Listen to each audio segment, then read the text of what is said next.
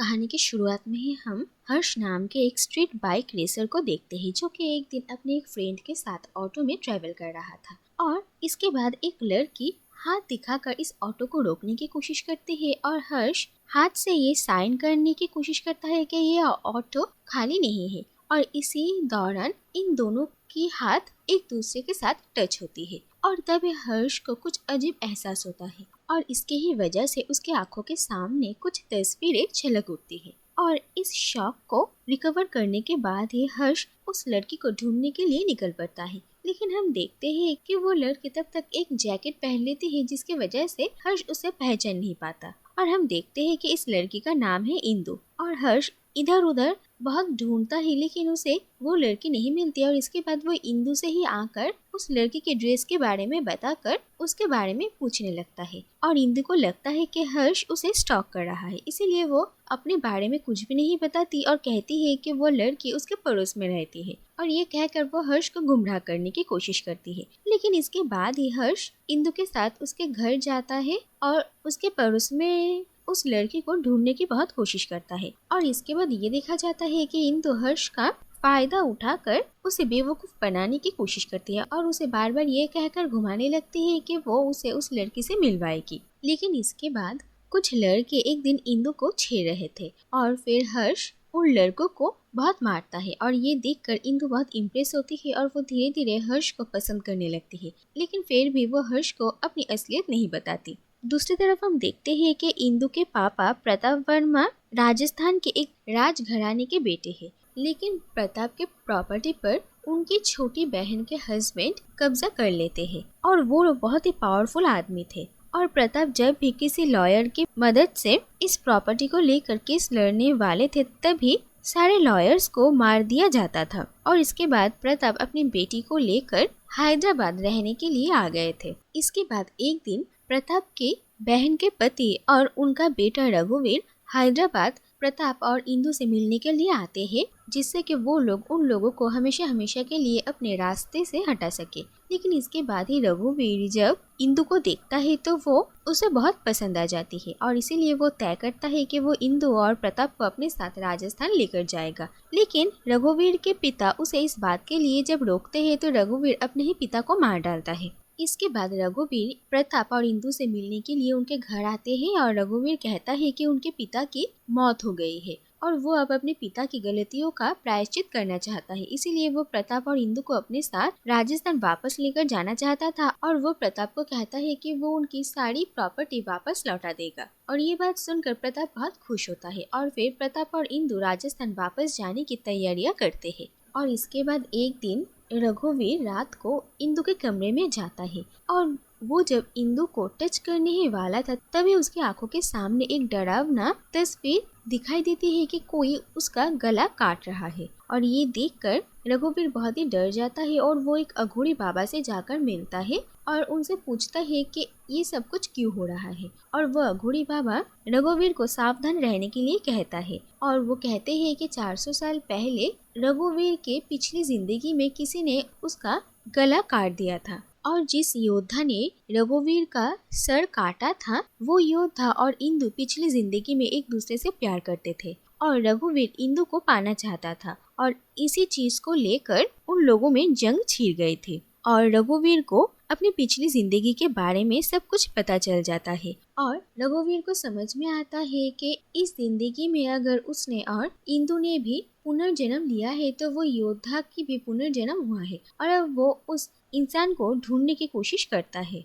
और इसके बाद धीरे धीरे रघुवीर को हर्ष के बारे में पता चलता है और उसे पता चल जाता है कि हर्ष ये उस योद्धा का पुनर्जन्म है। और इसके बाद वो हर्ष को मारने का प्लान बनाता है। लेकिन दूसरी तरफ हम देखते हैं कि इसी दौरान हर्ष को एक दिन इंदु की सच्चाई पता चल जाती है और उसे समझ में आता है कि इंदु ही वही लड़की है और इंदु और हर्ष दोनों ही एक दूसरे से प्यार करते थे। और इंदु कहती है कि वो बहुत जल्द अपने पापा को हर्ष के बारे में बताने वाली है। लेकिन इससे पहले ही इंदु के पापा प्रताप उन दोनों को एक साथ देख लेते हैं और वो हर्ष को बहुत गलत समझते हैं और हर्ष के साथ वो इंदु की शादी करवाने के लिए तैयार नहीं होते हैं और वो इंदु को वहाँ से लेकर जाते हैं। इसके बाद एक दिन हर्ष प्रताप से मिलने के लिए आते हैं और उन्हें समझाने समझाने की बहुत कोशिश करता है, लेकिन प्रताप हर्ष की कोई भी बात नहीं सुनना चाहते थे। और तभी वहाँ पर रघुवीर आता है और रघुवीर प्रताप को वही जान से मार डालता है और ये सारा इल्जाम वो हर्ष पर डाल देता है। और इंदु भी हर्ष को गलत समझती है और वो रघुवीर के साथ वहाँ से चली जाती है।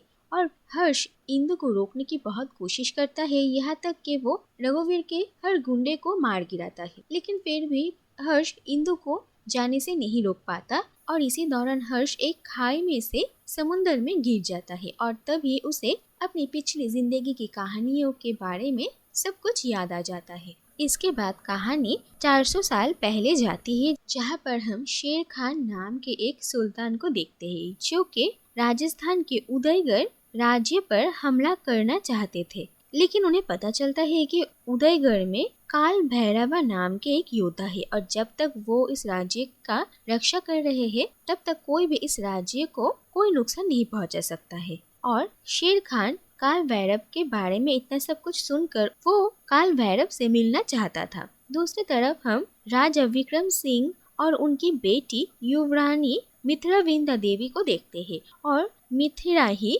विक्रम सिंह की वारिस थी और मिथिरा और भैरवा एक दूसरे से प्यार करते थे और भैरवा मिथिरा को एक योद्धा बनने की हर गुण सिखा रहा था। इसके बाद हम रणदेव बिल्ला को देखते हैं, जो कि विक्रम सिंह की बहन का बेटा था। और रणदेव मिथिरा को पसंद करता था, लेकिन उसे पता था कि मिथिरा उससे शादी नहीं करना चाहती है, इसीलिए रणदेव को भैरवा से बहुत नफरत थी। और इसके बाद जब राजा विक्रम सिंह मिथिरा को अपना उत्तराधिकारी बताकर उसे राज सिंहासन के लिए अभिषेक करने वाले थे, तभी रणदेव पूरे प्रजा के सामने ये बात उछालते हैं कि मिथिरा एक औरत है और एक औरत होकर वो खुद की रक्षा नहीं कर पाती है, तो वो पूरे राज्य की रक्षा कैसे करेगी। और ये कहकर वो सबके सामने मिथिरा का अपमान करता है। और इसके बाद रणदेव खुद ही भैरवा के सामने एक चैलेंज रखता है और वो कहता है कि उन दोनों में एक प्रतियोगिता रखी जाएगी और जो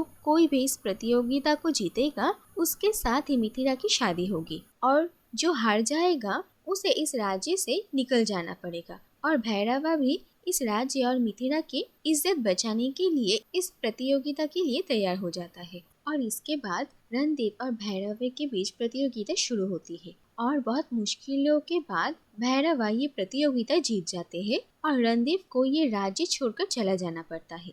लेकिन दूसरी तरफ विक्रम सिंह भैरवा को कहते हैं कि वो मिथिरा के साथ शादी करने के लिए मना कर दे, क्योंकि भैरवा एक योद्धा था और उनके पूर्वजों के इतिहास को देखते हुए विक्रम सिंह को ये पता था कि भैरव 30 साल से ज्यादा जिंदा नहीं रह पाएगा और वो अपनी बेटी को विधवा नहीं देख सकते हैं। और ये सारी बातें सुनकर भैरवा को बहुत बुरा लगता है, लेकिन फिर भी वो मिथिरा के बारे में सोचकर इस शादी के लिए मना कर देते हैं। और ये बात जानकर मिथिरा बहुत ही ज्यादा हैरान होती है और उसे समझ में नहीं आ रहा था कि भैरवा उससे क्यों शादी नहीं करना चाहती है, क्योंकि भैरवा उससे शादी ना करने की असली वजह नहीं पता था। और इसके बाद मिथिरा बार बार भैरवा को मनाने की कोशिश करती है उसे शादी करने के लिए, लेकिन भैरवा उसकी बात नहीं सुनता। इसके बाद उदयगढ़ को भी ये पता चल जाता है कि सुल्तान शेर खान उदयगढ़ पर हमला करने वाले हैं और इस हमले से पहले ही सब युद्ध के लिए तैयार होते हैं। और एक दिन भैरवा मिथिरा को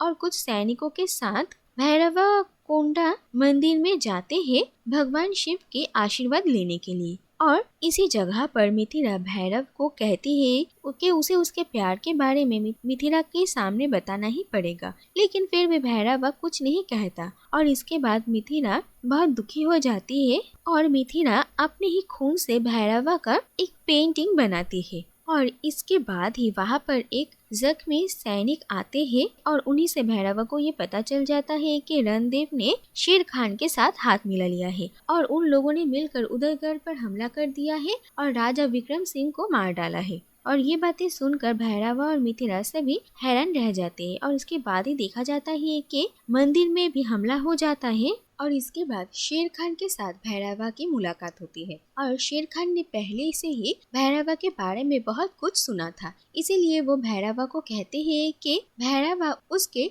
100 सैनिकों को मार सकता है या नहीं। और इसके बाद एक एक करके भैरवा शेर खान के सैनिकों को मारने लगता है और शेर खान एक एक करके गिनती करता है और वो देखता है कि भैरवा 100 सैनिकों को मार देता है और इसी बीच भैरवा बहुत जख्मी भी होते हैं और भैरवा की इसी हिम्मत को देखकर शेर खान भैरवा के ऊपर बहुत इम्प्रेस होते हैं और वो भैरवा को अपनी दोस्त मान लेते हैं और वो भैरवा से ये वादा करते हैं कि भैरवा को जब भी शेर खान की मदद की जरूरत पड़ेगी वो उनके मदद के लिए तैयार होंगे और ये जंग यही पर ही रोकने की बात करते हैं। लेकिन दूसरी तरफ रणदेव इस बात से खुश नहीं था। वो चाहता था कि शेर खान उदयगढ़ पर हमला करे जिससे कि पूरा उदयगढ़ बर्बाद हो जाए और वो शेर खान की बात नहीं मानता और अपने सैनिकों के साथ ये जंग जारी रखता है। और इसके बाद रणदेव के साथ भैरवा की फाइटिंग हो रही थी और तभी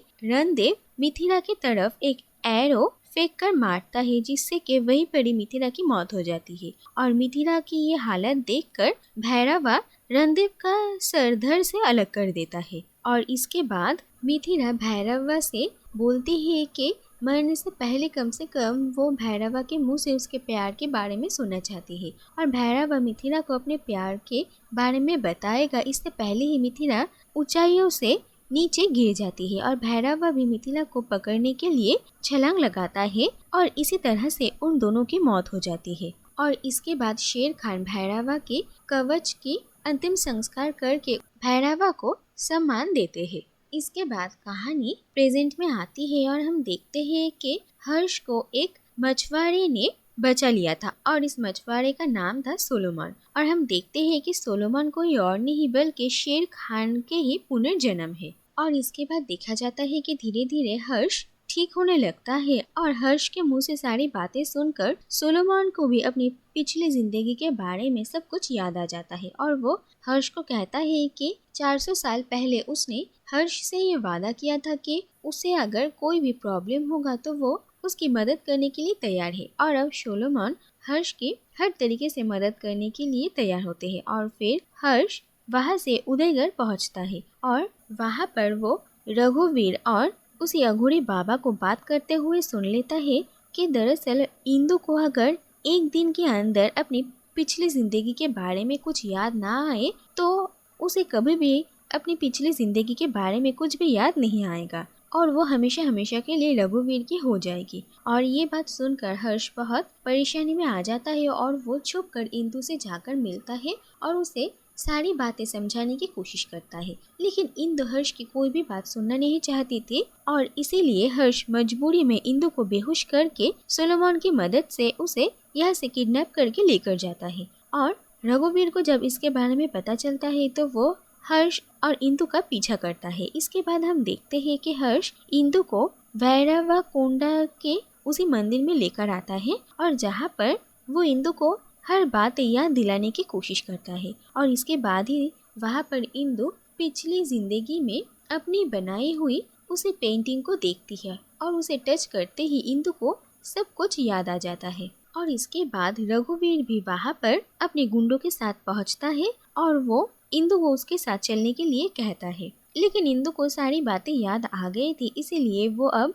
हर्ष के साथ थी। और आखिर में सोलोमन की मदद से हर्ष एक एक करके रघुवीर के सारे लोगों को मार डालता है और आखिरकार रघुवीर के साथ हर्ष की फाइटिंग होती है। और इस फाइट के दौरान हर्ष को भैरवा की वही तलवार मिलती है जिस तलवार से उसने पिछली जिंदगी में रघुवीर का सर काट दिया था और उसी तलवार को लेकर इस बार भी हर्ष रघुवीर के साथ फाइट करता है। और आखिरकार देखा जाता है कि रघुवीर ऊंचाइयों से नीचे गिर जाता है और उसकी मौत हो जाती है। और आखिरकार ये देखा जाता है कि हर्ष और इंदु एक हो जाते हैं और सोलोमन के रूप में उसे एक अच्छा दोस्त मिल जाता है। और इसी के साथ ही ये कहानी यहीं पर ही खत्म हो जाती है।